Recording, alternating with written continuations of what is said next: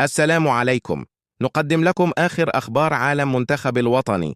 ما تنسوش اشتراك في القناة فضلا لله.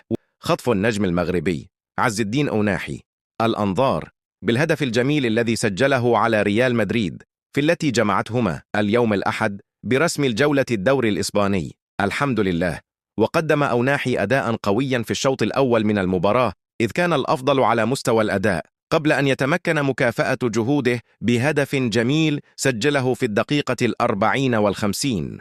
عرفت لائحة المنتخب الوطني المغربي المشارك في كأس العرب 2025 بقطر، تغيير لاعب بلاعب آخر بسبب الإصابة. وعي طارق السكتيوي على منير شويعر لاعب نهضة بركان للمنتخب الوطني المغربي في بلاصة يوسف مهري اللي حتى هو كيلعب مع نهضة بركان، وهذا الشيء بسبب تعرض مهري للإصابة. ووصل المنتخب الوطني المغربي الليلة الماضية إلى قطر باش يلعب كأس العرب، وأول ماتش عنده يوم 2 من دجنبر الجاي ضد جزر القمر ضمن الجولة CE. كشفت مصادر قريبة من المنتخب المغربي أن المدرب وليد الركراكي حسم في لائحة أسود الأطلس التي سيتم إرسالها للاتحاد الإفريقي، إذ قرر الناخب الوطني الإطاحة بمجموعة من الأسماء. وبحسب مصادر الأيام 24 فإن الركراكي قرر استبعاد المدافع آدم ماشينا من لائحة المنتخب الوطني التي ستخوض كأس أفريقيا نهاية هذا الشهر.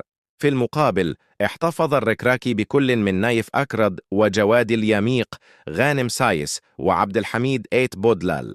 تبقى المشاركة في كأس إفريقيا 2025 هدفاً لعدد من اللاعبين المغاربة الراغبين في خوض التجربة، مع الأمل في إمكانية تحقيق إنجاز تاريخي متمثل في رفع اللقب أخيراً، خاصة وأن المنافسة مقامة على الأرض